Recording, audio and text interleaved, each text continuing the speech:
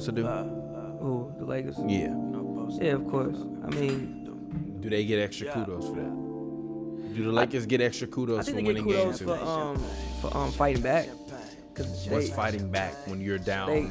On your home court. There's no home court. It's the bubble, bro. Also said that LeBron had to score 27 a game in order for them to win. He did 28 tonight. That's what he has to do every night. There is no home court. But I mean, they caught a big lead, lost it, fought back.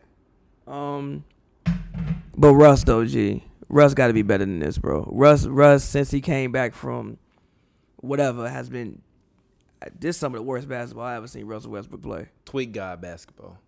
It's just stupid stuff, bro. It's like part of the Rockets is, for one, we know that, how many turnovers did the Rockets have? I have no idea. I haven't seen the stat. I've been literally drinking and watching the game because the Clippers don't play today. So I actually get the opportunity to rest. And when I get the opportunity to rest when the Clippers don't play, I take my 17 turnovers, but Russ has 7 of them. I do press conferences and all that. 17 what? 17 turnovers, and Russ has 7 of them. 17 turnovers? Yes, and Russ has 7 of them. That sounds terrible. He got to be better than that, bro. How do you have 17 turnovers? 17 turnovers isn't bad. It is bad. Especially, no, you want to know why it's bad? Because then that allows the Lakers to be able to get out in transition. Exactly. And that's what that's what they have to limit, because when you allow the Lakers to get out in transition, that allows guys like LeBron to be able to get easy looks at the basket, which gives them confidence. Anthony Davis, I think, had a great game as well. I noticed him on the floor. In game 1, he was there, he was scoring, but when it came down to it, I didn't really notice him the way I needed to notice him. I felt like he was decent from the mid-range. I felt like he was felt out there defensively. I felt like he was a -7 tonight. Yeah, but still, he hit shots though. He was felt. It's not about that. I don't care. Like, people want to talk to me a lot about plus minuses, especially with the Clippers. No, listen, people want to talk to me about plus minuses with the Clippers. I don't care about Paul George's plus minus. What I care about is how did he play when I needed him to square up on Jamal Murray on defense. In my opinion, did he get cooked or not? Did Kawhi get cooked or not? If Kawhi gonna score 12 points, cool. Give me 10 rebounds and 8 assists. In my opinion, play great defense. When you don't do that, that's when I'm kind of not impressed. AD was great in the first half. In the second half, to me, LeBron was. That's what you're supposed to do. That's what I said. But again, that's always what the Lakers do. Big it's bad like, Bron. But no, the Lakers just they a take turns team.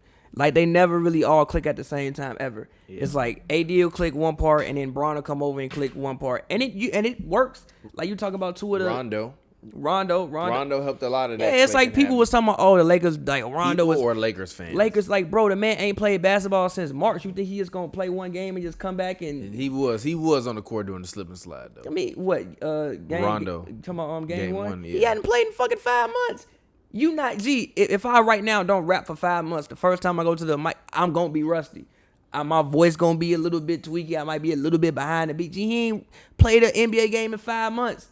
You just want the man just walk back on the court and act like he been there the whole time. And then also, what you saw today was when they let Rondo be Rondo, they find success. When they stick Rondo in the corner and try to make him nobody puts Rondo in the corner. And try to make him fucking Avery Bradley, you get what you get. The Rockets go on a run. But for me, to me, the main thing, is like, for the Rockets to do all this. Russ was terrible. That's just what literally. For like the Rockets to be in these games and have chances and have an actual chance to come back from 20 points down and win the game with Russ playing the way he played is actually incredible. Like, you think if you the Rockets, you think, if Russell Westbrook plays decent, we can win the series. Yeah. Decent, Yeah. Because Eric Gordon out there look like he can't be stopped. They hit 24 threes. I know people say, they hit 22 threes. That's crazy. But half of them threes was open because they kept doubling Harden, which is cool. But half of them threes was open. You wild as hell. I don't care. You wild as hell. But anyway. I don't care. But anyway, like, half of them threes was open. Cheeseburger commercial. Half of them threes was open. Like, bro, Russ got to be better than that, G. And then even the fouls you picking up, that's also the one thing that helped the Lakers. Russ picked up his 5th foul, and they just match up 100 to Russ. I wish Russ would have fouled out. I really wish he would have fouled out after he got the 5th foul. It probably would have helped the Rockets long. How would Russell Westbrook foul in that? Because he's out there. Helped, no, because he's out there, but because he's out there, but he can't play defense because he has 5 fouls. So all you have to do is match up Hunter on Russ, and you don't get to offer LeBron or anybody else any type of resistance because they know Russ can't basically play defense. He can't do nothing because he got 5 fouls and he don't want to foul out. That's what happened after they did that little charge thing and switched it up. That last minute, which was pivotal, I think they tied the game up. Then they kept Russ on the floor to start the fourth. Then Tony probably actually just sat Russ down to start the fourth and just brought Harden back. And I don't know if that was ruined them as much as they missed open threes. Daniel House missed 2 open threes. PJ Tucker missed the open corner 3, and then the Lakers scored in transition off of those 3s. Russ, bro. That's not Russ. No, G. That's not Russ. But listen, those specific instances were not Russ. Those are rhythm plays in which you are down 5 to 7 points and you have to convert on those baskets. I feel you, but those at that secondary guys are not Russ. I feel you, but at that point you down already. You gonna miss shots. So what else? Listen, also, what happened to Harden? Listen, Big game James. Harden was good. He probably had like 8 points in the fourth. So what? I need you to have more. He was fine. More. Like Kobe said, 8 points is fine. 8 points is fine. What happened was, again, they was able to get in transition. And again, the defense fell off a little bit. The defense doing that run in the third quarter was great. They got to the fourth, the defense fell off. But the start of the defense falling off was the fact that Russ picked up that 5th foul, and literally they match up hunted Russ for like 4 straight plays. And he physically, obviously he has 5 fouls, so there's only so much you could do, but he couldn't really offer resistance because he had 5 fouls. I mean, I don't think he could offer resistance, period. He could do something. He fouled a man going to the rim. I just think once he gets into a bad rhythm, but that's also part of the thing for me. I think people depend on Russell Westbrook to score too much, and I forgot. Actually, you know what? I was saying this to Ashley Nicole and Daniel Belts when I was on King Watch, and I was telling her that the key to stopping Russell Westbrook is to make him shoot threes from the outside, to keep him from the paint, to keep him from navigating to the paint. And if you can do that, then you can essentially turn that man into Ben Simmons. I literally said that Russell Westbrook is Ben Simmons with more shot opportunities. He's a better shooter than Ben Simmons. He's Ben Simmons with more shot opportunities. He's a better shooter than Ben He's Ben Simmons with more shot opportunities. If Ben Simmons got to jack up 20 shots a game, he would be unstoppable. Would he not? If he got to jack up 20 shots per game, keep it G with you. In 2020, if I got a choice between Ben Simmons and Russell Westbrook, I'm low-key taking Ben Simmons. Unless Russ is you say in 2020 if you got a choice? And low key. On the reason I say is because Ben Simmons is a defender that we have never seen Russell Westbrook be. But Russ averaged a triple double. You was the main one lobbying for him to get a triple double. What? I'm sorry. For him to get the MVP when he got a triple double. Yeah, I said in the year of our Lord 2020. I didn't say over time. Ben Simmons is not better than Russ in 2020. You told me Russ was a borderline top 5 player at one point in time during the season. Because he was, not this guy. I like G. Make up your mind, man. No, that's the season. During the season, he was first episode number 2. I think it's called flip flop and season, you literally you have to flip flop. And also, every day. And also, how are you a Bron fan? Now you rooting for the Rockets? Because I just want to see the Rockets mean more to me right now. I am a person who likes to see people do unconventional things. The Rockets are trying something unconventional, and I want to see it. What about last year? What about last year when you was rooting for the Rockets? I like the Rockets, bro. Like, they just have a very unconventional style of basketball. One, a style that I like to watch. Yeah. I get the point of it. Like, I honestly get the point. Literally, I get the point. Like, they have a very unconventional style of basketball that, again, I like to watch. And I like to see people who try new things and try things, maybe the unorthodox way. I thought he was about to do something. I thought he was about to do something different. Daniel House went something almost. He went up to the rim with the most evil intentions and was almost there. The only thing that happened was he lost the ball in the air. Because if he didn't lose the ball in the air, oh my God, bro. Oh my God. But no, the Rockets just play a very unconventional style that I like for people who do things an unconventional way that find success. And that's it. I said Rockets in 6. I literally told Ashley and Daniel that the Rockets were going to split the first 2 games. I thought that they were going to win game 3. I thought that the Lakers were going to win game 4 and the Rockets win game 5 and 6, and then they're going to win a series. Like, I think that this is that's what I think. I got Rockets in 6. What do you got? I have Lakers in 6. I have Lakers in 6. You have Lakers in 6? Okay. Yeah, because the Rockets just be tweaking. They just be tweaking. But like that's my reason. I have no basketball reason why. Because basketball reason why actually the Rockets have the mismatch. They in theory have the mismatch, but the Rockets just be tweaking. Not even Harden. I think that Harden has been, especially in this series. I think that he's been even tonight. Took 12 shots, shot 50%, but he got to the line 13 times. Only missed 2 free throws. Had 27 points. I think Harden did well. I mean, obviously that's not, the 35 that he usually has, but I think that Harden was Harden. EG stepped up big. EG's been great. He gave you 22 points. Bro, literally, I've been playing 2K with the Rockets, bro. EG, they don't have him on the online roster, bro. I've been so mad because I've been playing like Rockets versus Lakers. Why is it on I don't know why, bro. I've been mad as hell. Was he? I don't know why. He ain't been hurt for a while, bro. Yeah, I don't know why they got him on the online roster. Literally, he wasn't on the roster, so I was playing against the Lakers without him, bro. That was terrible, bro. Austin Rivers was missing layups. Yeah, but like I don't. And there's no offense to him in real life, but on 2K, gee, oh my god. Yeah, but I mean, Roko's been great. PJ Tucker been a player of the series to me. Tuck has been like. He hasn't been a player of the series because they haven't won both of their games. For the Rockets, he been a player of the series. Nah. Yes, he has. No, the player of the series is Russell Westbrook, and he has to be the player of the series. No, I mean, yes, he does have to be. Like I think I even said before the series, Russell Westbrook is the key. But as far as like who has actually been the player of the series, it's been PJ Tucker. He has been for him to man the middle the way he's done at his size against those trees is incredible. He's been great. Yeah, he has been great. Russ, he has been great, but he also was a plus 17 tonight. Yeah, but AD is just not imposing, and Dwight, I didn't feel Dwight. He didn't play. He didn't play. He played. No. He didn't play. Okay. I was about to say I didn't feel him. Why he didn't play? Cause he gonna foul. Okay. They gonna find that man every time he gonna foul the shit out hard. No. Listen to the thing. Like I didn't even notice he went on the floor. Literally, I watched the whole game. Did not notice that man went on the floor. So, with Dwight, yes, I understand that, but he does have to step the floor. But I do think that JaVale McGee didn't play that bad tonight. He got hurt, though, I think. Yeah, he did get hurt, but he didn't play that bad. I don't know. Happen? I can't even remember. Literally, I was watching the game, and I was enjoying some beers as we were getting ready to start Hoops and Brews Happy Hour. But anyways, this Hoops and Brews Happy Hour. Welcome. How y'all doing tonight? How y'all feeling? How y'all doing this morning? Because y'all probably see this tomorrow at 12 o'clock in the morning. But it's your boy TPJ. I'm here with Pavi as always, rapper extraordinaire. Pavi, talk to the people. Let them know who you are, where you from, what to do. As always, at Pavi World, PAVI World on Twitter. I just feel like rapping too. Check it out. Yeah. Paviverse.com. Exactly. SS3. Check that out. Search Speak on any platform. But anyways, let's go ahead. Let's talk about the Clippers actually, because I'm looking at a Morris brother. I'm looking at the other one, Markieff. Marcus Morris. Actually, we haven't really had the opportunity to talk much about the Clippers-Nuggets series because I think it's been a week since we did this. So, Clippers-Nuggets, what are your thoughts on it? Like, what are your thoughts? Who do you think is going to win? Who do you think is going to win Game 3? Clippers-Nuggets. Clippers, I mean. Really? Okay. Everybody was making such a big deal. Like, bro, the only thing that happened was the first quarter.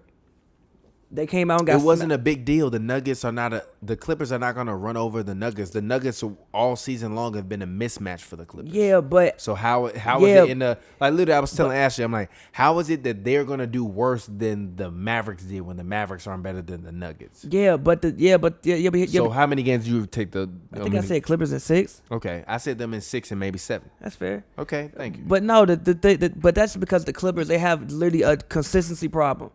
How the hell you come out and let them put up 40 in the first quarter? How does that happen, bro? What do you mean? How does it happen? They have a No, it doesn't. The Nuggets just cleaned up a lot of their deficiencies. Even Mike Malone. After the first game, Mike Malone said to the media. Mike Malone said to the media after the first game, he was like, "Yo, we as a team didn't execute properly. We didn't rotate properly. We missed a bunch of rotations, and guys didn't do what they were supposed to do. But outside of that, also Jamal Murray said that they were tired. They were tired. I believe them. They looked tired. I believe them. But outside of that, more locked in. They got embarrassed. People were saying they was gonna get swept. They're not gonna get swept. This is gonna go 7. I believe you. Kawhi and PG better hoop because I swear to God, I asked PG after the game.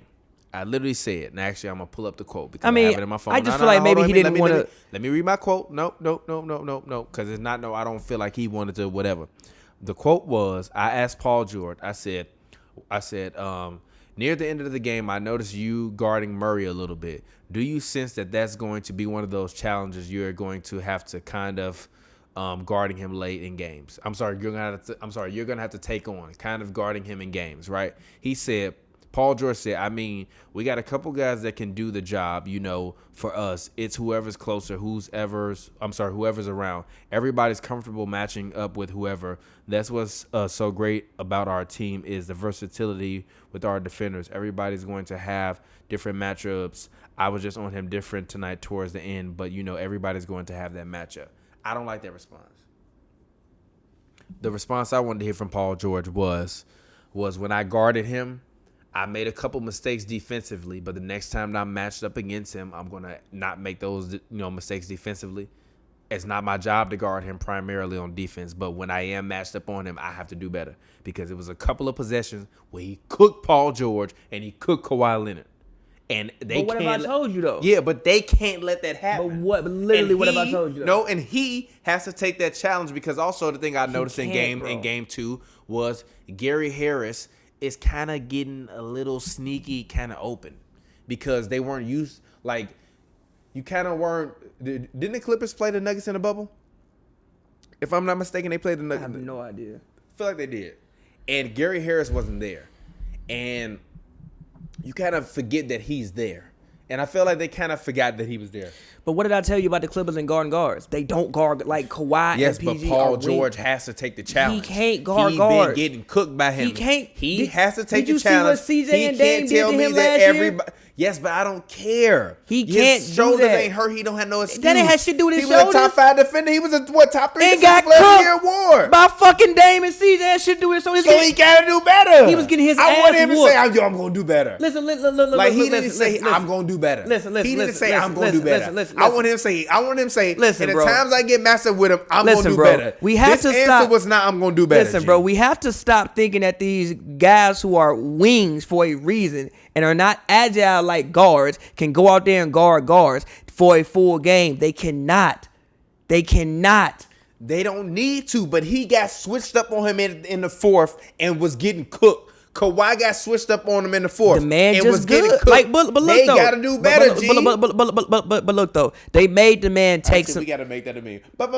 They made the man take some tough shots, and he hit him. Jamal Murray is a guy who is a tough shot taker, and it seems like he's a tough shot maker. So some of them possessions, you gotta shake his hand. Instance, even the one when he hit the step back on Kawhi recovered.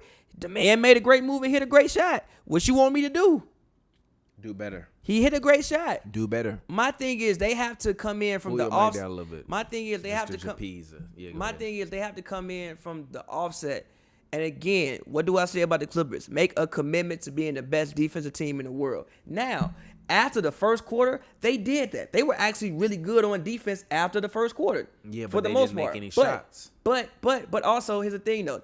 I think that Doc again Denver was much better. They did a much better job of corralling Kawhi.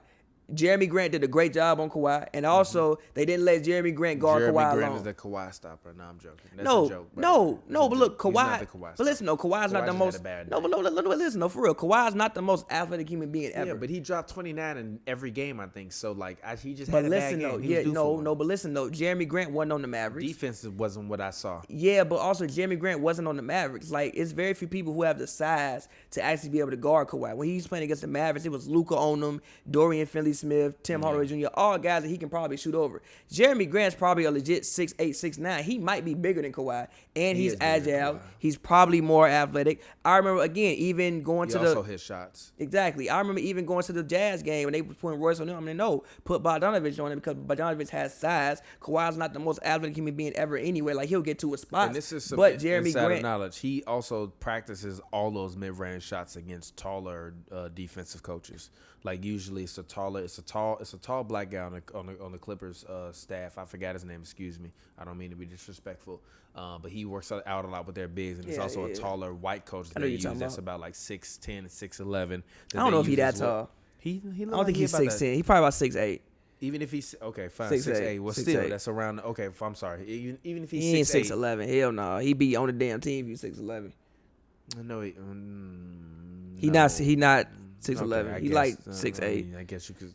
I'm not gonna get. It's just he walk in the media room and get with us like normal people. And he just look like he be in the media room. Both of them do. Both of them, you know, the little lounge in the little media lounge where you I'm not talking. I'm not. Oh, okay. Both of them be in there. I thought you was talking about the press conference. No. But yeah, so like they did a good job of, and also Kawhi for the most part, I don't think he saw one body the whole game. I think like every time I saw Kawhi, I saw at least 2 to 3 white jerseys around Kawhi. So I think they did a better job on defense as well. But again, the Clippers offense, it has these periods where it's just weird. And then also, please, I don't ever want to see Reggie Jackson, Lou Williams, and Montrezl Harrell on the same side of the floor ever again.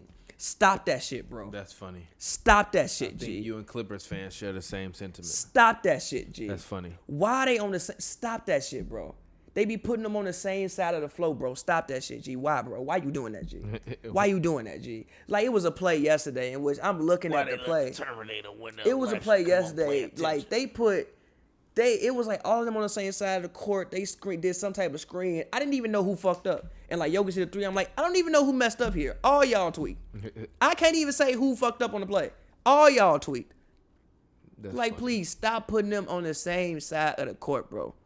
But that's also, but again, but you kind of, don't play them at the same time. Yeah, I don't know. This is the problem. Like Doc said, like I asked him, I was like, do you feel like the bench? I didn't feel like the bench did well. I know they had 2 or 3 players that scored 10 points, but JaMychal making shots when the game is kind of out of reach doesn't necessarily matter to me. Don't do that. JaMychal was good all game. No, stop that. I'm just saying, like he was good all game, but like also like I think 3 or 5 of those points came a little bit later in the game. So like he really had 7. Like once the game is out of reach to me, then like everything that happened in the quarters before are kind of really what kind of count to me. Once that lead, because like I think the Clippers got the lead to within like 10, but they never really closed in within the lead to like within like 5 or within 3. So the game essentially to me was always out of reach. So I don't mean any disrespect to JaMychal. I just think that Landry Shamet has to play better off the bench when Pat Bev is starting. I thought Trez was good. He had some energy plays, but I think Trez was pressing a little bit too much. No, Trez be getting his ass whooped defensively is what be happening. Yeah, but I think he was pressing a little bit too much because I didn't even see the same level of offense that I wanted from him. Because I honestly think I think tired. I just think he tired because of physical conditioning, but also he won 6th Man of the Year. He's trying to, really hard to come out and prove himself that night. And some nights it's just not your night. He just getting And I also just think that if defensively. Kawhi isn't making shots and he's not playmaking, like the difference between Kawhi and LeBron is when LeBron is not making shots, he can, pass people open. Kawhi sometimes when he's not making shots will keep shooting, but isn't necessarily always looking to make the first play to get a guy open like LeBron does. And I think that's the biggest difference. So I'm not mad at Kawhi when he doesn't score. But also at the same time, I still would prefer it if he did try to go more kind of point guard-esque. Because even Pat Bev, what do you have, 2 points in that game?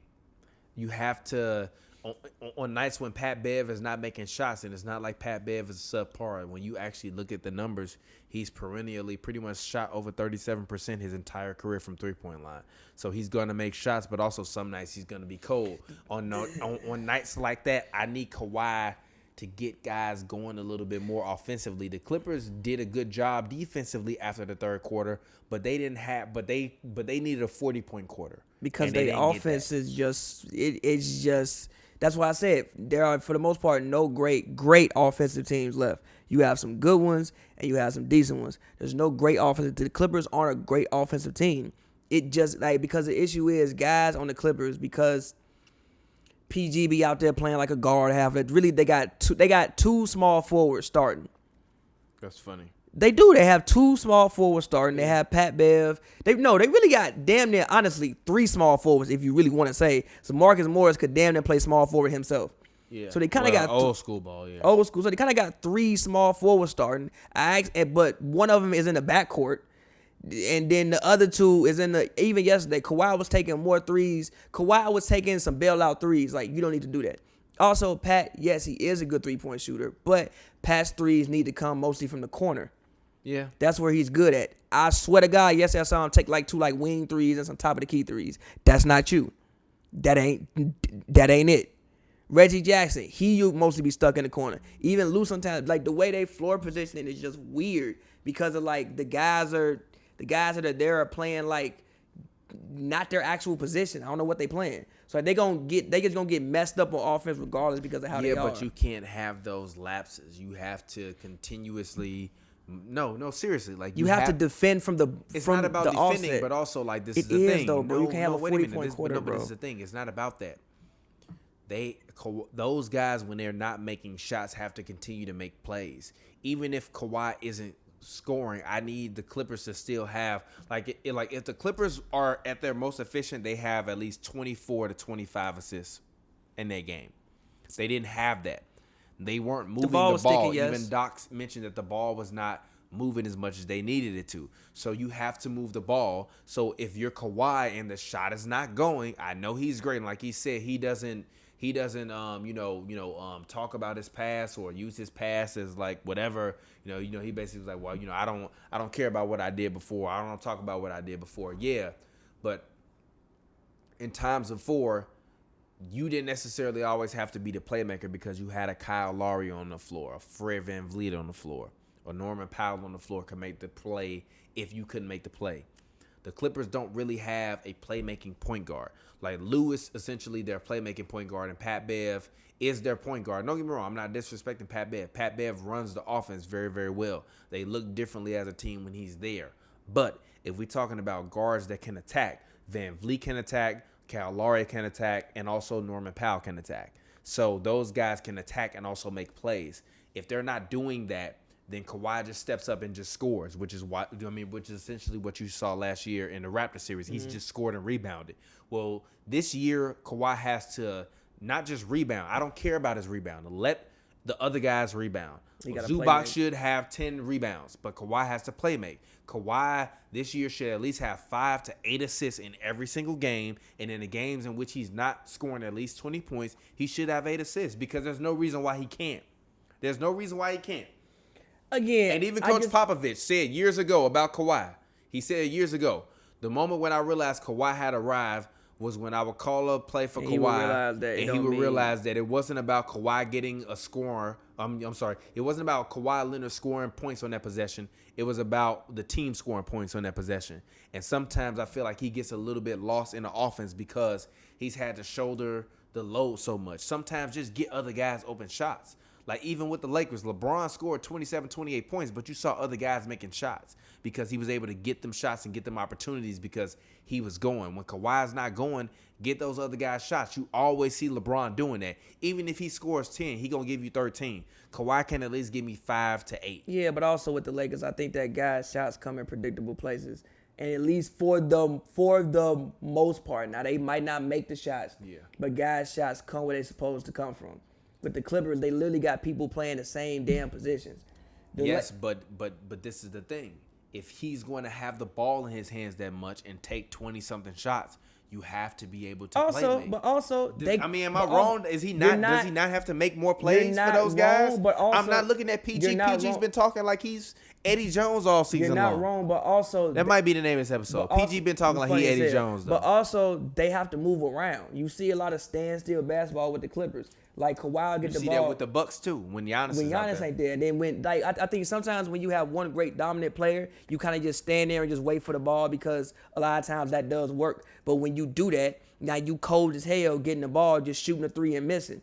So they also got to move, cut, do some shit. Like if you see Kawhi getting doubled, bro, feel the fucking space that the other man just left at. Literally every time Kawhi get the ball, it's two bodies around him, and they forcing him into shooting something stupid because everybody else just standing there. Yeah, but you don't feel as though he shouldn't try to drive and collapse, or like I understand that even Paul George said this. He said, "You mean drive and kick?" No, wait a minute.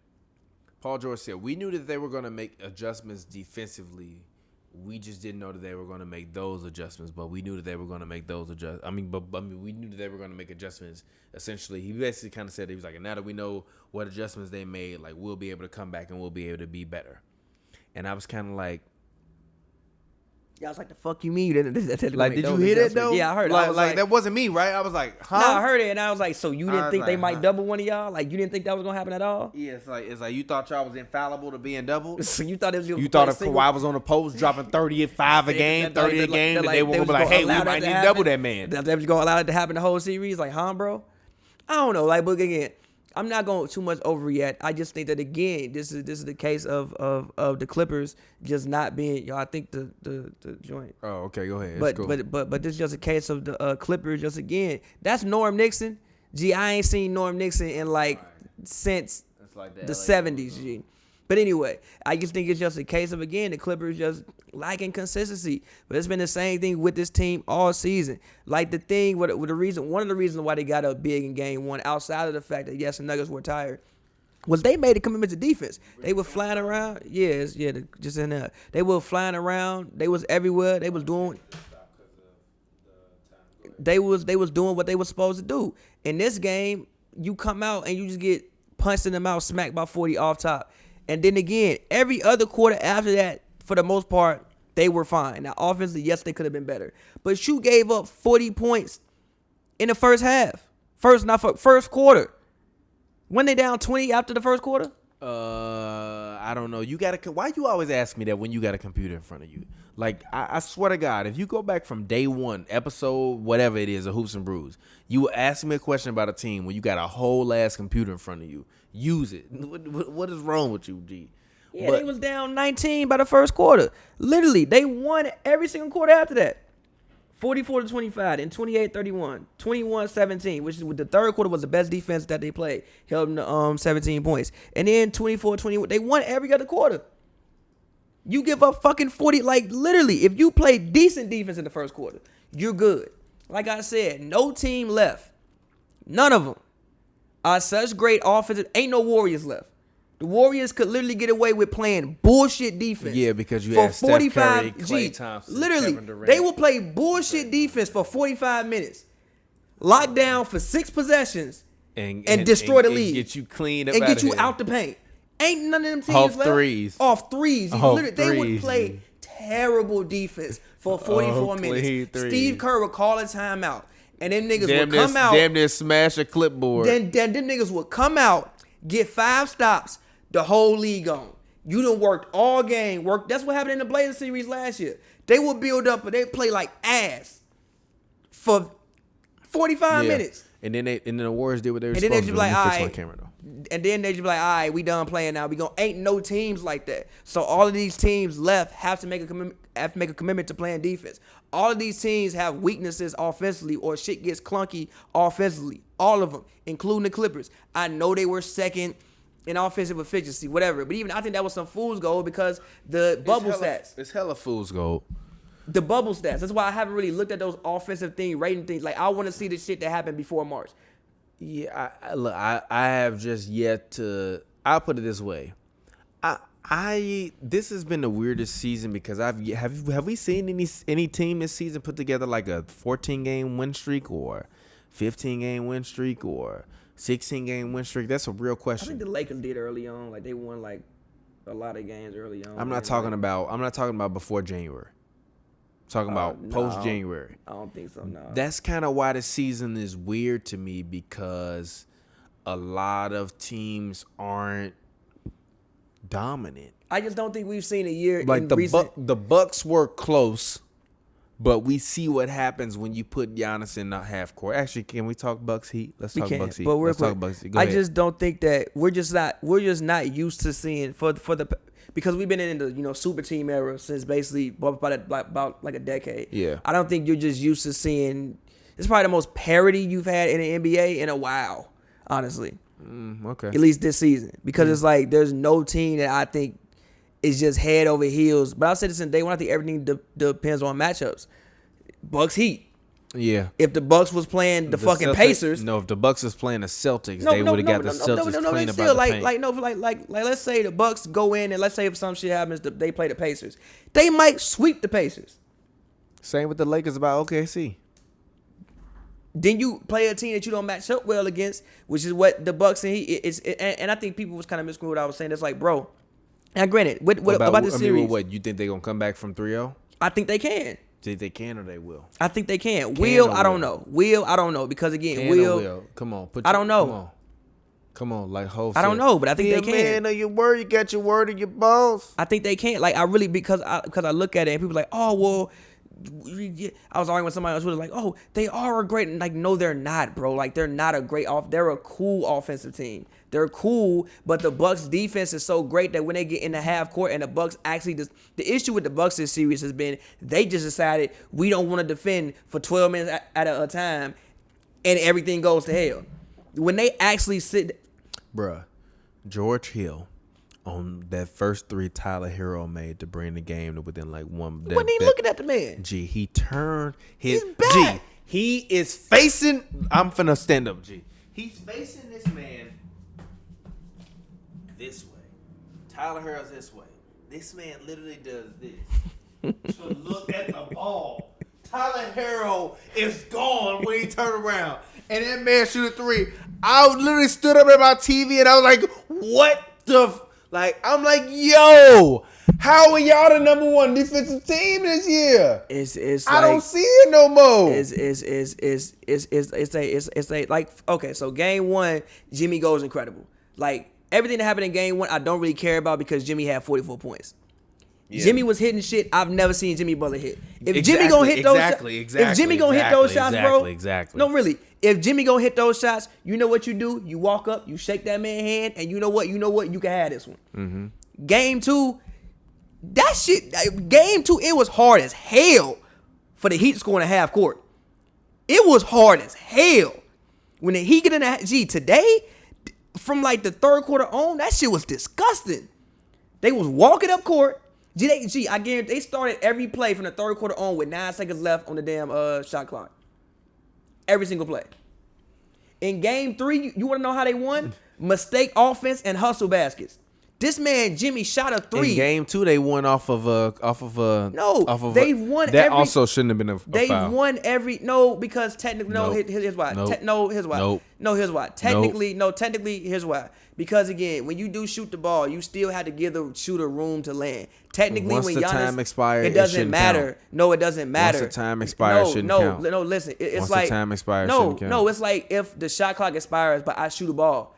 If you fucking run underneath me and you push me down, that's a foul. So Giannis ran over and literally did not give him room to land. Is it a petty foul? Yes. Do you call that at that moment? You probably don't. But also, you probably shouldn't call the fucking Dragic and Middleton foul at that moment either.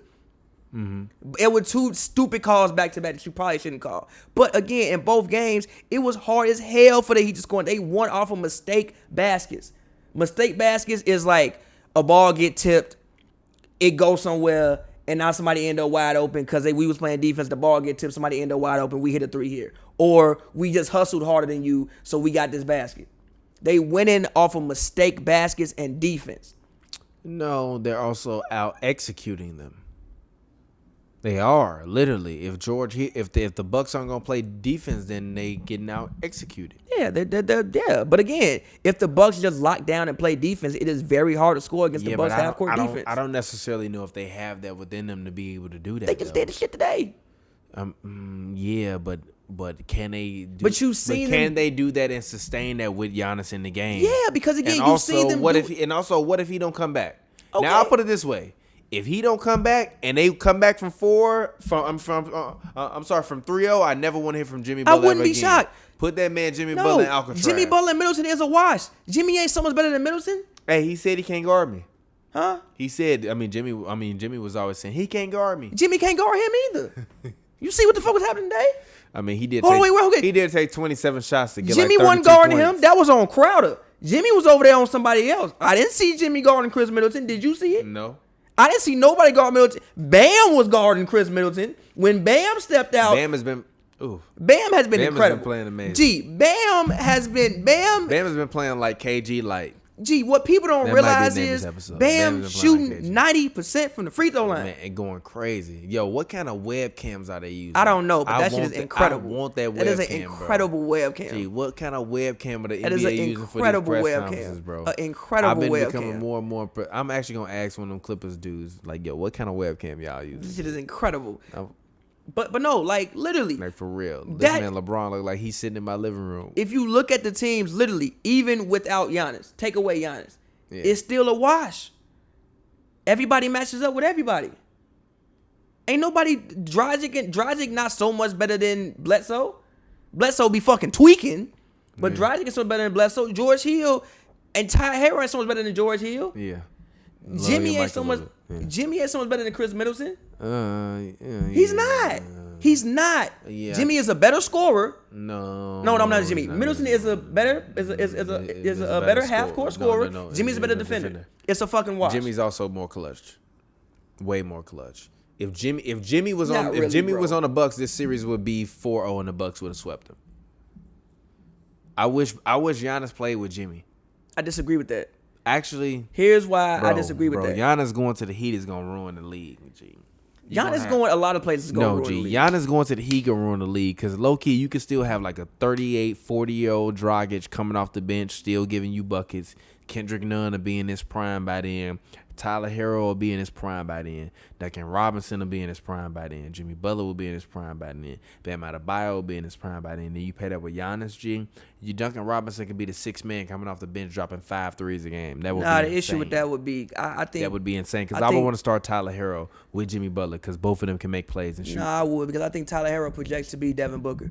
I think Tyler Herro is like the consummate two guard. Bro, Tyler Herro gonna wind up leaving and going to Boston, and Jaylen Brown gonna wind up like going somewhere random like he gonna wind up going somewhere random like Portland to play with Dame for his last years, and Tyler Herro gonna go to Boston. And he gonna become the new White Knight. G. But seriously, when the Heat get in the half ain't no court, Miami boats in Boston, no Tyler. When the Heat get in the half court against the Bucks set defense, they literally have a hard time scoring. You've seen it for 3 straight games for the most part outside of game 1. Webcam, and I'm sorry, what kind of webcam are the Clippers using, G? This is incredibly clear. It is. And even the fourth quarter of yesterday's game, they broke an NBA record. Anytime anybody breaks an NBA record, I don't count that. You did some historic shit. No, come on. That's like the Rockets missed 28. Why you don't count that? It's just that's not going to happen again. Why you don't count an NBA record? Because it's not going to happen again. Why you hating? I'm not hating. Obviously, it happened, but it's not going to happen again. If we in a series, that's never happening again. They're never going to outscore them 40-14 in a quarter ever again. Yeah. That's never going to happen. Never. It's never going to happen. Never is that going to happen. Never. Yeah. Never. Yeah. The third quarter was great. They locked down. They made it tough to score. Everything they was getting was off of mistakes. Jimmy shoot a 3 and somehow miss it off the backboard. He the first one to get the rebound. That's hustle, G. They were getting hustle buckets and mistake offense. Not saying that he'd have a bad offense. They're cool offensively. But the Bucks, in theory, are a great defensive team. So that cool offense becomes trash when you play against a great defensive team. No. But who you think will win Game 5? I'm gonna say the Heat better win it. I'm gonna say the Heat gonna win it because they better win it. Game 5 is in Milwaukee though. Game 5 is in the bubble. It's in the fucking bubble. I still feel as though that matters. No, it doesn't. It's in the bubble. It matters. It's in the bubble. No, it matters. It's in the bubble. It still matters. It's in the bubble. It still matters. It's in the bubble. You still hearing familiar sounds in the background. There's some level of comfort with it. It's in the bubble. Which is what upset me so much about the Bucks because they didn't come out and play with any intensity.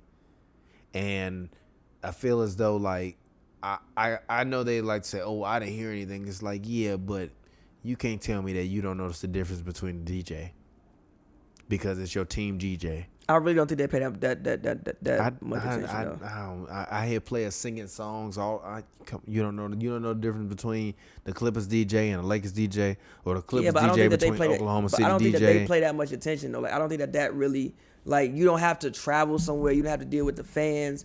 I don't think that the court makes that much of a difference. Which is also why we're in bubble ball when you got a chance to put a team down, you got to put that team down because ain't no home court. Shit could easily change. Usually you gotta travel. You yeah, they also don't get to see the logos on the floor like we do. Like that floor is playing to them. Like they don't see any of those logos. All those logos are done by the broadcast. Like they just playing on the empty. Ain't that weird? Like they don't get to see any of the logos on the floor. They get to see the fake fans in the background. Don't they see the playoffs? No, they don't see any of that. That's fake. They see the playoffs, and I think they. No, that's all fake. So they don't see the half court logo. What? They see the half court logo, but all the rest of it is like CGI. Oh, well, yeah. All around, like the Lakers logo, the I think the playoffs the sponsorship is logo. I think the NBA playoffs logo is. It might be. Is real. It might but be. Everything but else is yeah, fake. but still, but if you don't see your Lakers logo on the floor, it's not. It's not. And also, I feel like I disagree with that. I feel like it's a certain pride to seeing your logo on the floor. Like, I know. Like, yeah, I got a rep. Yeah, but I'm saying like it's not. And also, one underrated part is anybody who gets an injury. This is what I even from covering WNBA. The reason why if you sprain your ankle in W in normal times is even worse because you got to fly with that. So you got to fly with that. You know, shit might get stiff. Now you fuck up your ankle, you going back to the hotel. Somebody could rub on your shit all night, and you good. Pause.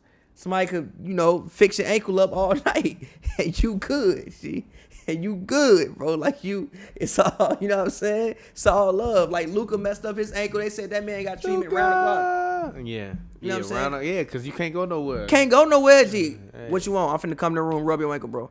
Put it in one of them hibernation things that they got to fuck with the ankle. Hit the Theragun on it. You good. But no, I'm telling you, bro, they better win Game 5. I'm going to say that he going to win Game 5.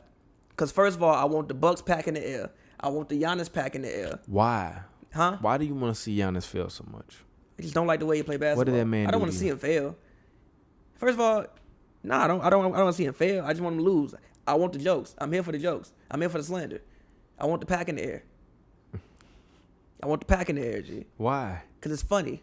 But why is that? Because why it's is that? Be funny. Why is that funny to you? It's always funny. Why? When the person who is supposed to win loses, it's funny. And when the underdog wins, it's funny. You want to see another black man lose? I want to see another black man win, Jimmy Butler. Yeah, I'm gonna give COVID dap. I'm gonna give you a COVID dap for that because I would shook your head. That was a great rebuttal. That was a great rebuttal. Gee, I have no. So Raptors Celtics 2-2 now. What are your thoughts? Celtics fucked up. First of all, I really gotta go. Can I go to the bathroom? Because I really gotta go to the bathroom. Go ahead. Hold on, I'm gonna turn the camera on you now. But go ahead. They didn't see OG by himself. OG. Like, I remember watching the play, and I'm like, if my eyes are serving me right, this man OG just streaked to the other side. Yo, y'all not gonna guard this man? G, he hella open. Now, I didn't think that he was gonna. Now, obviously, I didn't think that man was gonna end up, you know what I'm saying, hitting the shot he hit. That was a crazy ass shot, obviously. Probably. If we looking at it, it's within the last 10 years, arguably probably one of the top five most difficult shots within the last 2 years, but 10 years. But the fact that you just left the man over there, like it was an easy guard. If you go over there and guard the man in the corner, you have, now that he's in the corner, that play probably never happens. You probably break it up or you make it a much more contested and tough shot than what it actually was. But I just think that the Celtics messed up. Now you got yourself in a 2-2 series. Obviously, I think that the Celtics have the most talent, and when you look at on paper, you think that the scoring that they have with Tatum and Kemba Walker, Jaylen Brown even as well. For one, it's not that the Raptors can't defend. I think the Raptors can defend. I just think that the Raptors guards, being Van Vliet and Lowry, aren't exactly big enough to always offer the type of resistance that needs to be offered and deter the Celtics, guards and wings from shooting shots. But also one thing I noticed about Jayson Tatum is that he's another one of those forwards who at times is allowed to roam around and play like a guard. I think he at times makes the game, and granted, he's still 21 years old. I think that, I got this argument, people was like, oh, he's Kobe. No, he's not Kobe Bryant. Jayson Tatum is clearly a forward. He is not as agile as Kobe was. He doesn't have the athleticism Kobe had. He is another one of those Paul Pierce, forward type guys who, like a Paul George, has been allowed to masquerade as a guard, and I think at times makes the game more difficult for himself than what he has to make it. And I think that sometimes he's doing that in this series. And also Nick Nurse is pulling out defenses. Okay. Wait a minute. Can you admit that I was right? What? When I said that, when I was talking to y'all and I was like, yo, Nick Nurse got to find a way. And y'all was like, but how? Literally, you ain't like, but how he going to find a way? You found a way versus Steph Curry, Kevin Durant. Find a way. And guess what he did? Find a way. Nick Nurse Nick Nurse be in his he be playing real live 2K. He be in his bag, G. Literally. He be in his bag. Literally. G. Nick Nurse literally be like clean hitting the pad over button so that way he could call a new 2-3 zone, 1-3-1, 1-2 zone, full court trap. They played what the fuck is a triangle in 2? I've never heard of that before. Huh? Wait a minute. What? That's a real thing? Yeah, they ran a triangle in 2 yesterday. What the fuck is that? Red arrow. I'm sorry. Tex Winter is somewhere rolling over his grave. You like how you flip my offense on defense? I think it's when 2 people play man to man and everybody else is like in a zone. I love it. What the fuck? That's kind of what the Heat been doing to the Bucks. Kinda.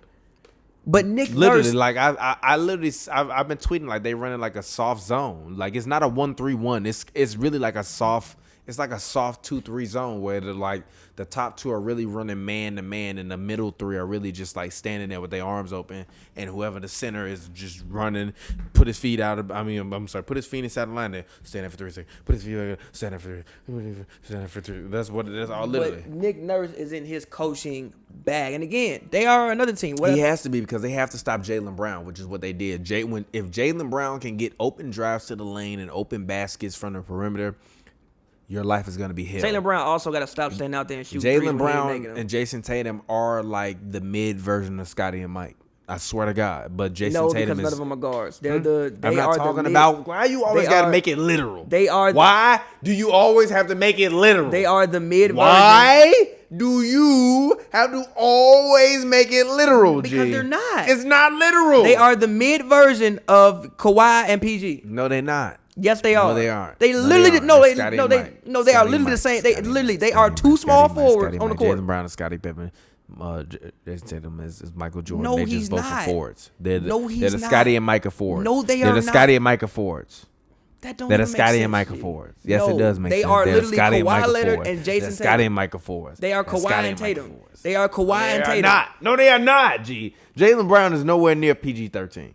He's not. And Tatum is nowhere near Kawhi. The mid version. No, Scottie and Mike. version. I said what I said. So motherfucker. So these niggas ain't nowhere. I'm sorry for even saying the word. So you mean tell me they ain't nowhere near Paul George and Kawhi Leonard, but somehow they somewhere near Scottie and a more equal comparison? Yeah.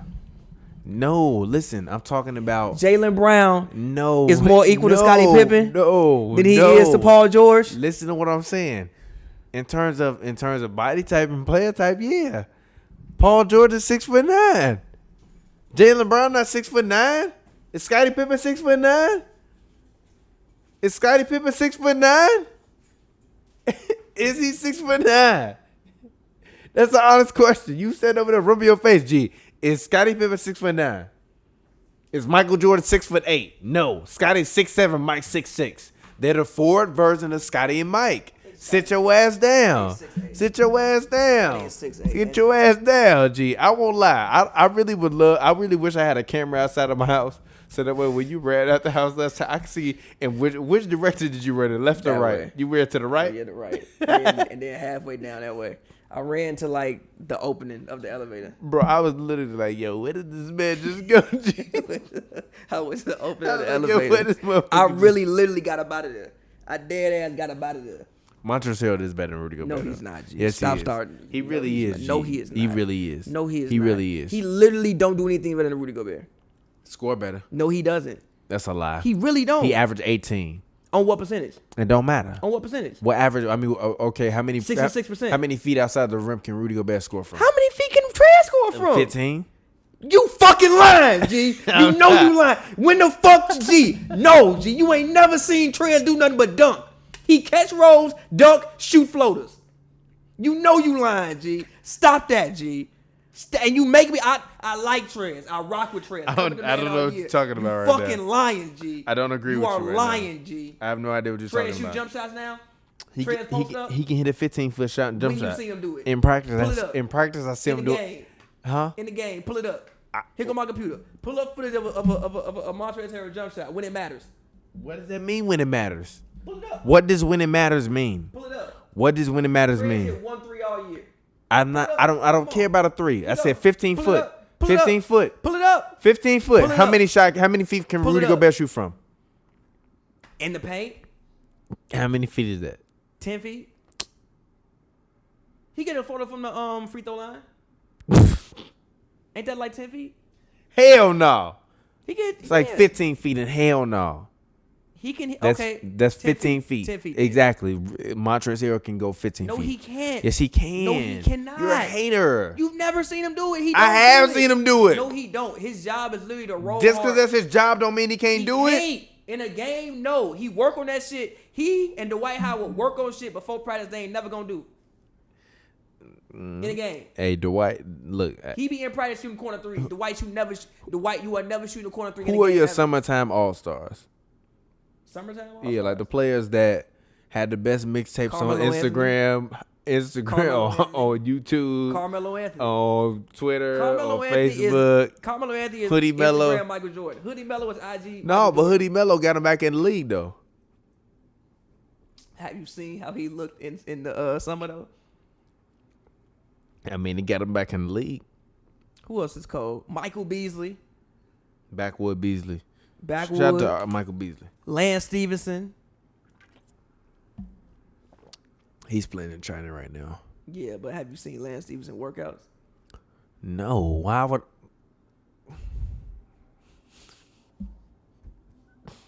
He's had some come across the timeline. Mitchell Robinson too. He be fooling people with the damn dribbles that he ain't never gonna do. Did you? What?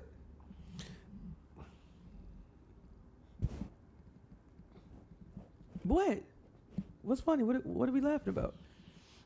You said you ain't seen that. No, I didn't see no goddamn Lance Stevenson workout. They've come across the timeline. Well, they've come across the timeline. I ain't never watched no damn Lance Stevenson workouts, especially no summer workouts. How much better is he gonna get?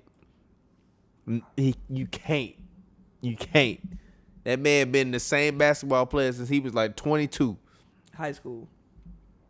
You know, there's no one ready to play in New York in 08, right? I can believe it. I'm cool with that. I'm cool with that. Anyways, all right. So, what are your predictions as of now for all these series? Lakers in 6, Clippers in 6. Fuck it, Bucks in 7. Bucks and 7 in my head, Heat and 5 in my heart. Or Bucks and 7 in my heart, Heat and 5 in my head. Bucks are going home. Raptors and I meant to their home court. Raptors and you must. Yeah, I'm gonna go with Raptors in 6. No, Raptors in 7. And yeah, there we go. I'm going to go with Raptors in 6 because I chose the Raptors to beat the Celtics. I think Jayson Tatum and Jaylen Brown and Kemba Walker, they really let me down. I won't lie. Like I didn't think that those guys will be able to perform at the level at which they've been performing, and then they outperform themselves. But the thing about young players is they have to go out and they have to execute and they have to win games. And they just didn't execute. They didn't win games. And I understand the OG thing because you kind of lose sight, but you can't lose sight of him. He's their starting small forward. Kawhi Leonard was starting in place of him last year. If Kawhi was on the floor, would you have forgotten about Kawhi Leonard? How do you forget about OG and OBG? I'm watching the game and I'm like, yo, did he just run to the other side of the court by himself? Behind everybody? And just standing there? G. Get bro. What y'all on, G? What y'all on? Yeah. But continue. No, I was just saying. I just think that I just personally think that the Celtics, they're young, man, and I've been talking to Glasses about this all playoffs long, where he keep coming to me with these hot takes, and I'm like, man, until somebody beat somebody, they didn't beat nobody. Like people can say what they want about the Raptors and call them a fake or a fraud or say that they won off the back of Kawhi. Yeah, they did, but they did not. No, wait a minute. They did because Kyle Lowry should have won. No, shut up. They did because all of his deficiencies they made up for, and all of his efficiencies they lacked. And this year, you clearly see it. Their deficiencies were getting having a perimeter scorer, someone who can openly and willingly make plays in the lane, make plays in the mid-range, make plays from the post, and also be able to hit an occasional timely three. Norman Powell during the regular season has been that guy for them. But in the playoffs, Norman Powell ain't doing that shit. He's not. He ain't. He not. So then it's back to Pascal, and then you go back to that goddamn video that they tweeted, that goddamn animal doing them goddamn rotations in the zoo. I'm not gonna mention what kind of animal it was, but still. But did Pascal take 13 threes yesterday? If he did, I pray for them. But that ain't it. But they won. They won, but also I feel the same way about the Heat series. I think that series honestly should have been like 2-2. It should have been. And so if I'm the Raptors, every game we win, they lose. And I don't mean they lose in terms of listen to what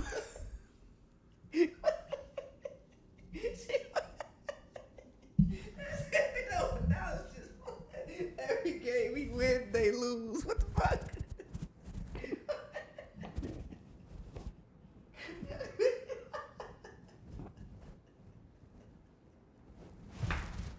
Every game we win, they lose. What, bro?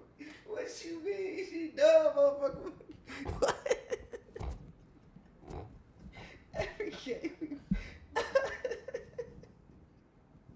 You gotta name the episode that put your face on Magic Johnson Twitter, Abby.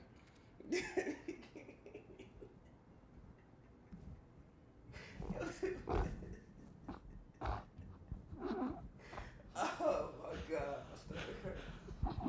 Oh my god, bro. Oh shit. I said, if I'm the Raptors, every game we win, they lose.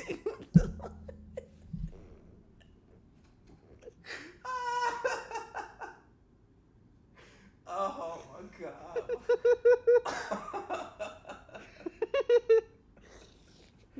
Oh shit. Oh my god, bro. Dog.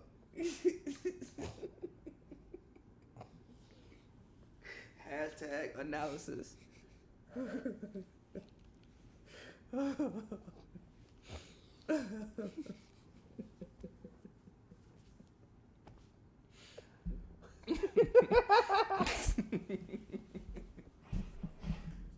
my god, bro. Dog. What about it, G? What happened? Every game we win, they lose. What, G? What you got for me, bro? What you got for me, bro? What's up, G? What's the rest of the statement? What you got for me?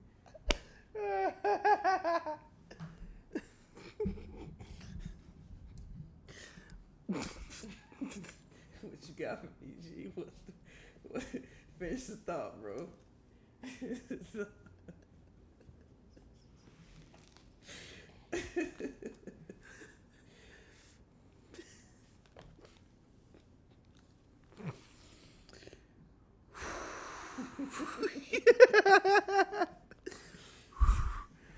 All right, let me take it. Because if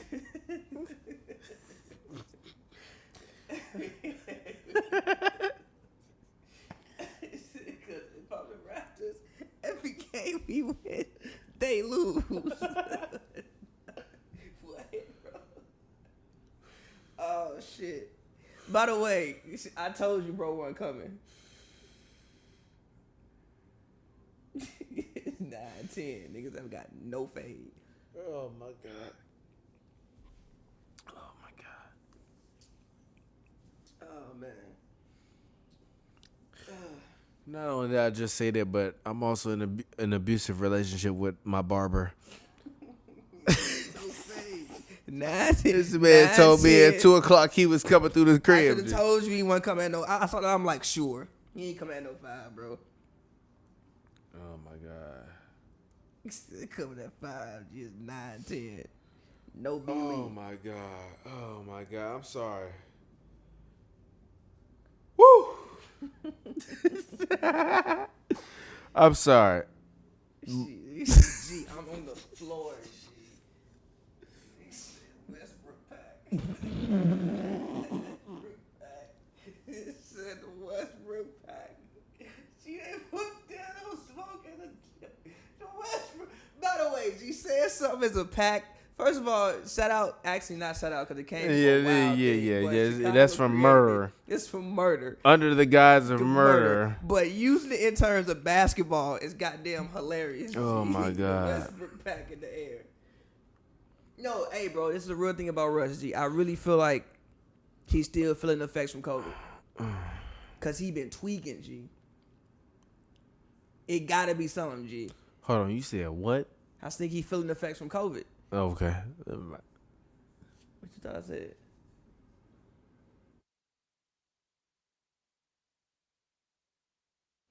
Because, G, he tweaking, bro. Something not right, G. He tweaking. COVID bro. not messing with his head? Hey, they say it do. Who is they? They say it. Who is they? G, they say it do. Sometimes. Who is they? They say it do. Who is they? They say it sometimes it lead to Who memory is loss. they? They say it sometimes it lead to memory loss. No, G. G. Who is The they? CDC, G. They say sometimes it lead to Where? memory loss. Show me G. this. Fuck out of here, G. Watch, bro. Stop, bro. You wildin'.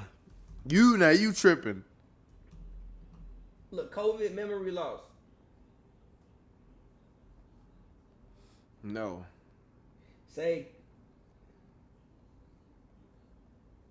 Okay, I don't see nothing about memory loss.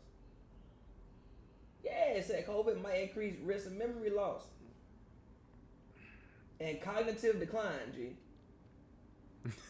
Memory loss and cognitive decline. He tweaking, bro. He tweaking, G. He ain't done this all. He tweaking, bro. He been tweaking since he came back, bro. He been tweaking, G. Tweaking. He wasn't even tweaking like this when he be tweaking. He been tweaking, bro. Like what he owned, bro. Like, G. What about in the games in which he played good? What games? Game 7? He had one streak for 2 minutes. Okay, and? It just worked out that time. He been tweaking, G. I really wonder if he's still feeling the effects, bro. He not feeling no effects. Bro. G, something ain't right, G. He tweaking, bro. Stop it, G. Is he not healthy? He's the quad, fine, bro. He's fine. He just got to get back in the swing of things. And also, like I said, this is what the Lakers should have done. But what should the Lakers have done? Lost? No, but he tweaking, Come on, G. Man. But he tweaking. Should they have lost? But he tweaking, G. Right, no, but he tweaking, G. Is he not tweaking? He tweaking, but should they have lost? No, but should he tweak like this? But should they have lost? No, but should he tweak like this? But should they have lost? But should he tweak like this? Should the Lakers tonight or in game 2, should the Lakers in game 2 have lost? No. No. So therefore he wasn't tweaking. He was tweaking. You make the necessary adjustments. You try to confuse the opposition. He was tweaking. Yeah, he might have had a few bad plays, but he didn't make shots. Shit. He didn't do a lot. And I'm not putting it all on Russ because it's not all Russ' fault. Anytime you lose, not on one person. But Russ got to stop tweaking, G. Russ been tweaking, G. Yeah. Tweaking. Big tweaking. No, he hasn't. Said the Westbrook pack in there. The Westbrook pack. But no, I think that with Russ it's just Russ. Like, I know KD be watching these games and literally, like, everybody else be screaming at the TV and KD just be sitting in the back like, told y'all niggas. Like, literally, KD, like literally, you scream, like, you could be watching a Rockets Lakers game with KD and you screaming and KD just sitting like here like this. Told y'all. That's why I left. Literally, look. When Russ make a turnover, instead of him screaming, he just do this. That's bro. That's bro, G. That's bro. I love bro, but that's bro, G. That's bro. And then you know what he turned his friend and say? No. You know what he turned his friend and say? If I was there, he wouldn't have made that play. let's get into it. That's what he would have said. Go ahead. Let's get into it, though, because Steve Nash hiring. There's been a lot of conversation about Steve Nash hiring. Yeah. I'm not rocking with the conversation because Kyrie and KD could have had whatever coach they wanted. They wanted Steve Nash. Could they have not? If they said, "Yo, we want Ty Lue to coach this team," the Nets would have done everything. Gee, they could have said, "We want Pappy from Hoops and Brews to coach the Nets." I would have got an interview. No, I think you that KD just has an established.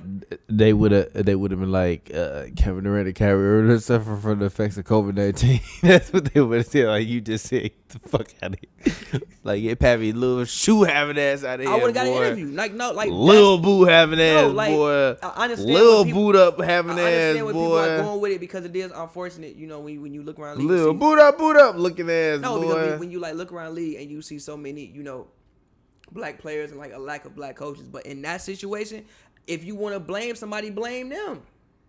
They had to sign off on Steve Nash being there. And I didn't like how people would I didn't like it's not Steve Nash, G. I understand it's Steve Nash. Like, G, that's like if Magic Johnson got hired by the Lakers. G. When Magic got hired by Lakers fans were very happy until Magic got hired by Lakers, and then they weren't happy. Like, cause I saw stuff on the internet. You really looked up how COVID-19, man. In which people was wild disrespectful to Steve Nash, G. Wild disrespectful to Russell Westbrook. So when Russ get a coaching job, what you gonna say? Russ not getting no coaching job. Russ is not getting. Yes, he would. What if Russ wanted to coach? Who he coaching? Anybody. He can coach. No. Why? Russ can't coach. Why? Russ. I'm not hiring Russ. Why? I'm not hiring Why? Russ. He was too OC. Why? Because no player. Russ, you're racist. No. What? No. You're Here's racist. why. You're Russ, racist. No. Because I'm just messing. I'm joking. I would hire Pat Bev. I'm just joking. I would hire Pat Bev. Over Russell Westbrook? Yes. Why? Because I think Pat Bev does things that most players can imitate. Russell Westbrook physically is such a specimen that I don't think he can coach. He gonna be, why you couldn't just run 94 feet and dunk? Gee, come on, bro. Why are you underestimating his mind?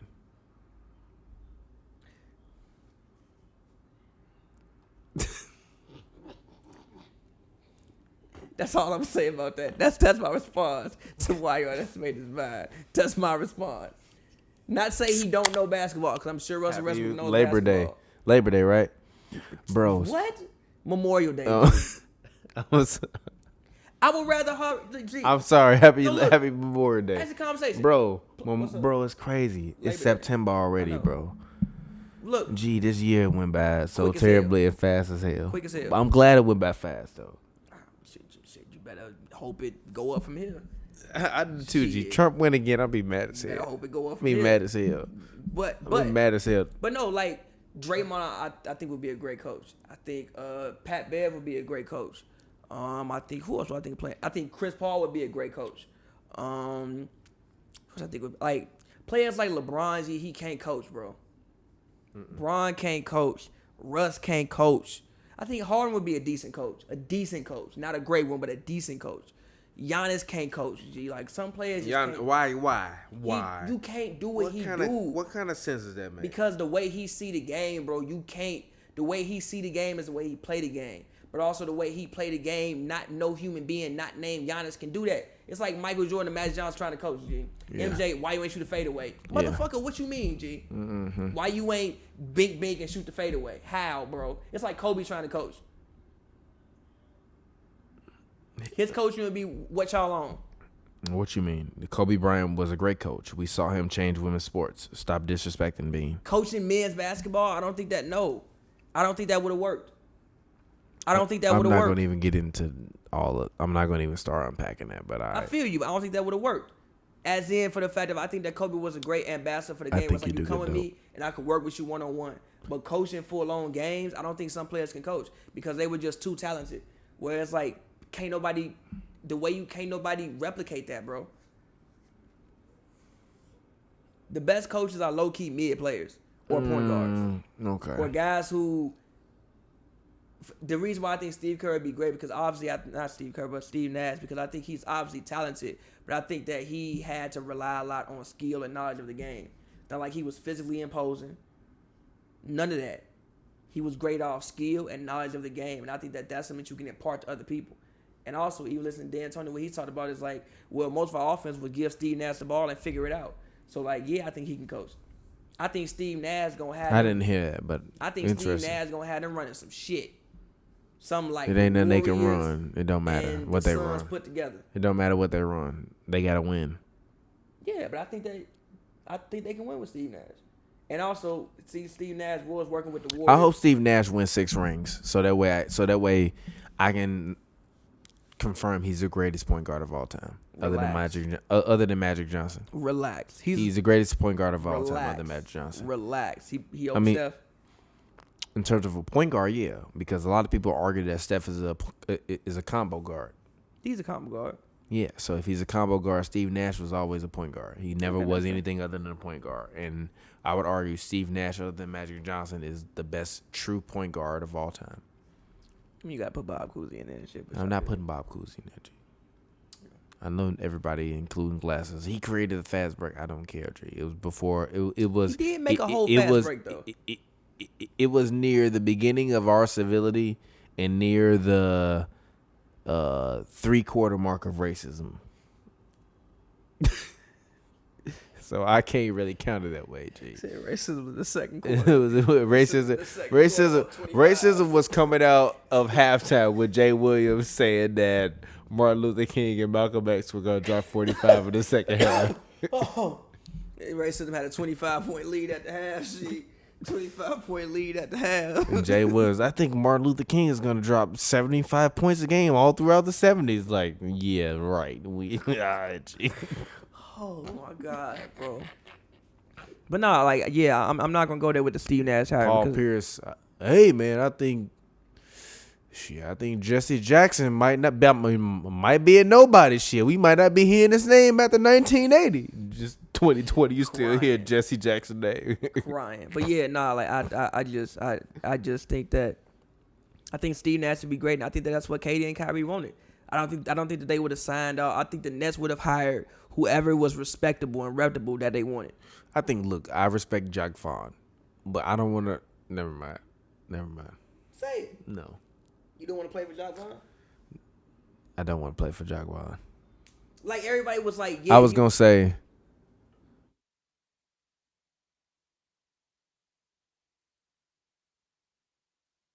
But nah, like, also, like, everybody was talking about Jacques Vaughn. Like, yeah, Jacques Vaughn was great with, like, the try-hard team.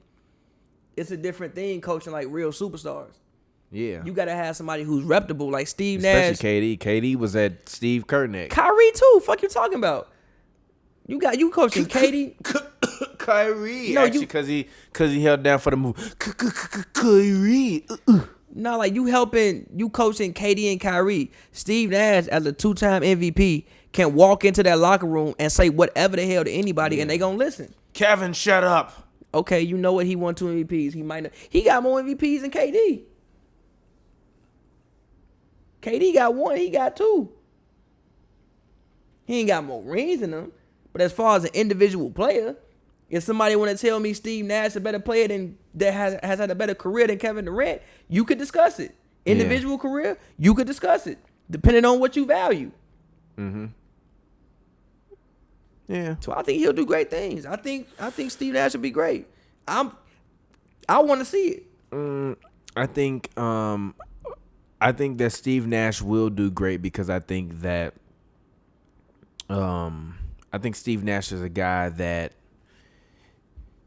inspires you in a way as to where he's one of the guys, right? I've never heard anybody, including Stack 5, Steven Jackson, who shout out to Steven Jackson for literally quitting. Or not quitting, but basically putting all the smoke aside when they were kind of reaching their peak and pinnacle to go and like do what he's doing right now, after his friend George Floyd got murdered. But even Steven Jackson, and I've seen Darius Miles. I think, has Steven Jackson played with Steve Nash? No, but Jay Rich was saying. Oh, okay. You know what? I'm sorry. I wasn't thinking about Steven Jackson. I was thinking about Quentin Richardson. But Quentin Richardson has talked about Steve Nash and how he's one of the guys. He would even say that, we like, know he would Dirk go out loves with him. Steve Nash. Michael Finley loves Steve Nash. I've never heard anyone say anything bad about Steve Nash except for nobody.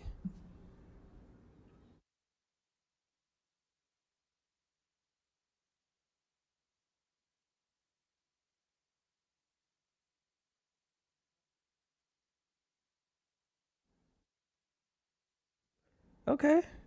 yeah. Maybe bro ain't had the sauce. It is what it is. It is what it is. Bro probably had a 1-year deal and bro ain't had the sauce. It was what it was. It is what it is. But no, like even Quentin Richardson said that he would go out with him. And he was like, they would invite, Steve Nash out to where they was going, and like Nash, the white guy from Canada, would hang out with him. And it was all love. It was like, yo, we got Nash coming today. Like, bro, what? Like, and they in the club with Steve Nash.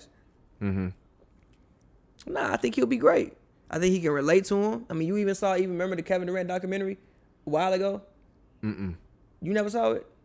It was a KD all-season doc, the year before he broke his foot. I saw it once. He was working out with Steve Nash in the summer. Okay. Working out with Steve Nash. But he was working out with Steve Nash, with the Warriors. Yeah, but I'm just showing you how far he go back with Steve Nash. Yeah. He was showing them post moves. Like, yo, so this is how you can get away with this. Which is crazy that Steve Nash is showing them but also moves. That's what happens when you deal with Dirk. But also Steve Nash played for, I think, a few of the greatest offensive minds in NBA history. Like Don Nelson was a guy that was ahead of a lot of coaches offensively, and even in terms of giving his guys a free will to do what they wanted to do. D'Antoni, he was coached by D'Antoni. He also coached by Alvin Gentry after D'Antoni was fired, right? Mm-hmm. Alvin Gentry is a disciple from D'Antoni, but he still is a great offensive coach. So I think Steve Nash will turn the Nets into a number one offense. I just worry about their defense. So I think if they can defend, I think that the makeup of their team over the next 3-4 years is going to be very interesting, because I don't really know who you pair with KD and Kyrie in order for you to be able to win in the front court. Or I don't know if they just try to run a Houston-style type of offense and just say, hey, we got KD and Kyrie and Karis LeVert, and we just going to beat everybody. Houston-style, but I think that can work maybe. Yeah, like when I talk about things, I think that they have a team that can actually be such a great offensive team, whereas like we just going to lock in on defense for these next 5 minutes, and we can actually get away with this. Yeah. Because we're going to be so good offensively. But they can actually probably lock in on defense for 5 minutes and literally get away with that shit most games. Yeah. Most games. I can't really be upset with it. I really can't. Like, I just think that, you know that Steve Nash is one of my favorite top 3 players of all time. Steve Nash and D Wade and Steph Curry. So I'm never going to say anything disrespectful about him. And I think that I would want to play for Steve Nash. Would you not want to? Yeah, Steve Nash. Like, yeah, you black, but like, would you not want to play for Steve Nash? That's a real question. As a Negro.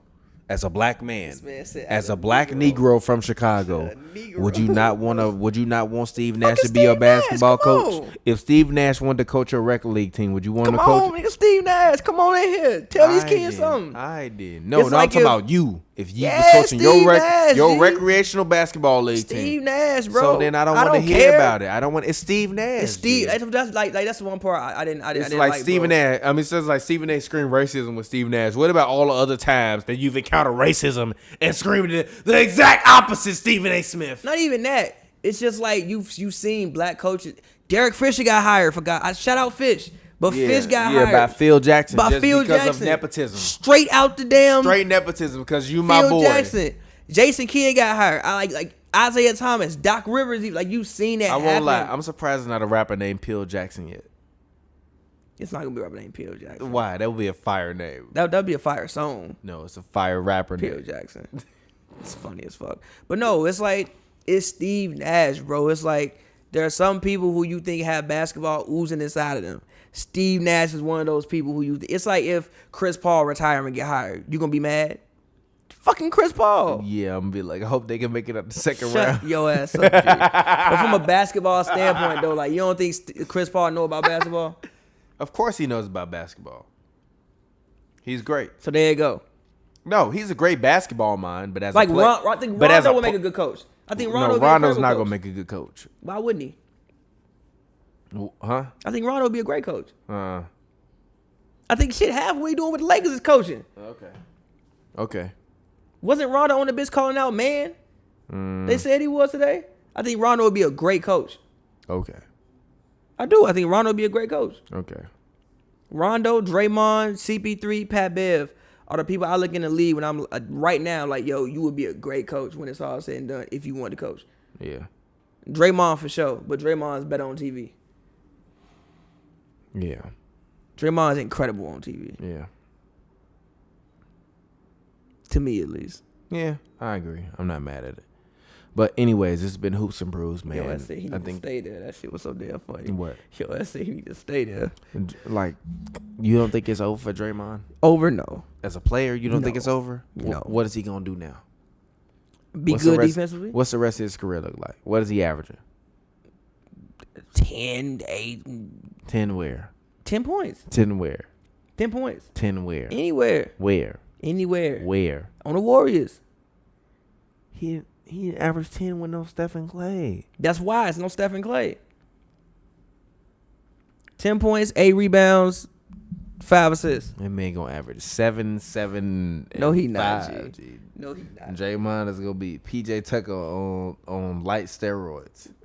That's not. I'm dead. There's no disrespect. That's why I was like, yo, you might as well stay there. Like his peak is over. So he can still. So be like a I know player. no, don't get me wrong. Go make your money. You gonna make $2 million on TNT. You better go get your ass out there on that goddamn court and make that goddamn money. Shit. You better go play and make them goddamn commercials. Shit. So don't get me wrong. I'm not saying his career is over as a player. He gonna play for a long time.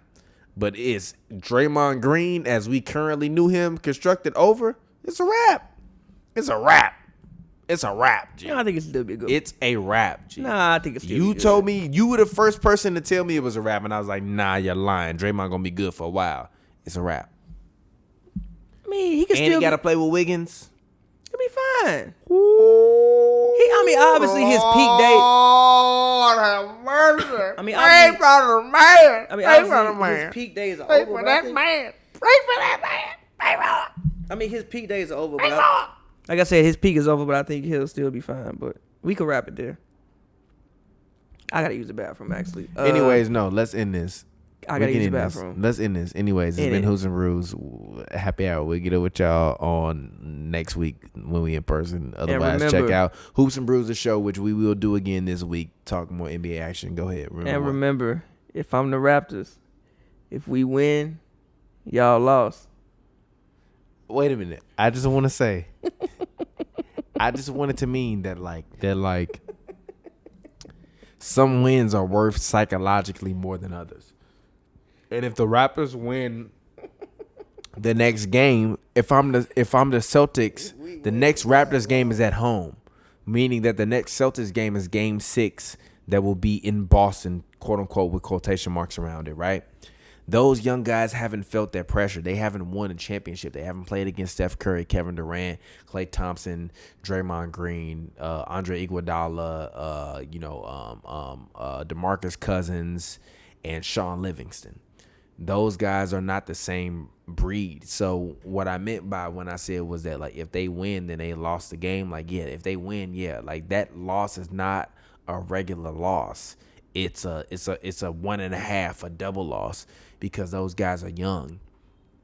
And even the thing with even the thing with Miami, like, yeah, Tyler Hero is young and he's fearless, but like, how fearless is he gonna be in a game 7 when the whole team season is on his shoulders? Yeah, you fearless when y'all up 3-0, but how fearless will you be when y'all up 3-2 or it's tied 3-3 and it's 4 minutes left and you get that screen and George Hill turn his head and you catch that ball and that little thought of your head, like, damn, the world watching me, go through your head, and you clank that 3. That's really what I meant. I really was trying to illustrate that, like, when they lose that game, that loss is like a real L. It's not just like a we win. It's not just like y'all a loss. I just wanted to illustrate that that's not a regular loss, because when in normal circumstances, if you going back 5, whatever, 6, even with the Warriors, right? That game 5 loss that they had to the Cavaliers was not a regular loss. That was a big loss. That was like, didn't Steph Curry get ejected in that game, I think? Game 6. That was game 6. But even game 5 was a game that they lost that was closely contested, and then Draymond tapped LeBron nuts, right? Game 4.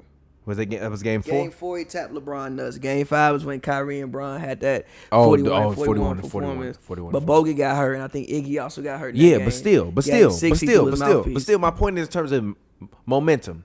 That game was the biggest momentum shifter of that series. Had the Lakers not, had the Cavaliers not won that game, obviously they would have lost the series. But even if that series was 2-1 and like the one game the Cavs won would have been on some fluke-ish like the Miami Heat did in that game when there was a foul out of bounds. You kind of, that's one of the fouls you just let go to me personally. I'm sorry. Let them go into overtime, you let that go. Period. Literally, you have to let that go. I don't like sports being decided not in regulation unless it's a kick, because it depends. But also unless it's a kick that's not a point after attempt. If it's like a regular field goal and the other team got to line up and they just let you drive downfield and you got 31 yards and you kicked it to expire the game, cool. But shooting free throws with 0-0-0 left and you telling me it was a foul after the buzzer, I'm not rocking with that. So I feel like some foul, but they shouldn't have I feel called like it. some losses in the bubble are double losses.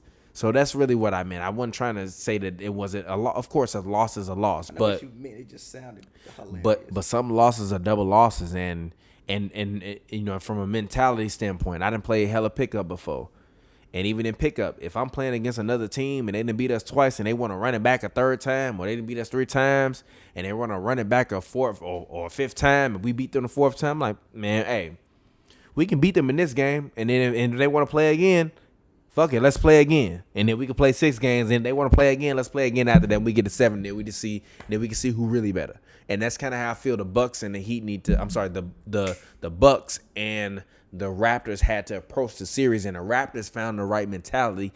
Even Siakam, he just started to just throw the ball up more when he's near the rim. Before, he was getting to the rim and waiting for the double. Now he's getting to the rim and he just throws the ball up. Like, if you look at a lot of the doubles, they would send a lot of those doubles and traps early, which was confusing him. And then he would spin into a double team. Now he's usually just spinning, and rather than him trying to think about the play he's going to make, and by the time he's hitting that defender, he's trying to make a scoring play. So, therefore, you can't just trap him with the ball. Even if you look at a player like earlier when they were guarding Middleton, right, even at the end of the game, Middleton was normally holding the ball, and then someone else was setting the screen, whether it was DiVincenzo or Wesley or Bledsoe.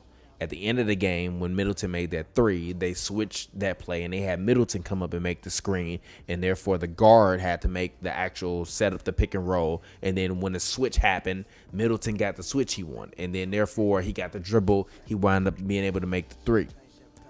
In all of these series, it's about matchup base. So if you can force the other team to more matchups and make them more comfortable, certain losses mean more than others. That loss when Giannis touched Jimmy out of bounds, and it was a foul, but that's not the call you make there. If that call is let go and they go to overtime and they lose, cool. But also, if I'm the Bucks, like I said at the last game, if you win that game, hey, we got a chance. But then you saw what happened. I think the Bucks have been playing like weak-minded pillows. They look like pillows. They look like weak-minded pillows. They look like pillows. I've seen them in person and they look like pillows. But anyways, it's been Hoops and Brews Happy Hour. We'll get up with y'all next time. Until then. Champagne, champagne, champagne, champagne, champagne, champagne, champagne.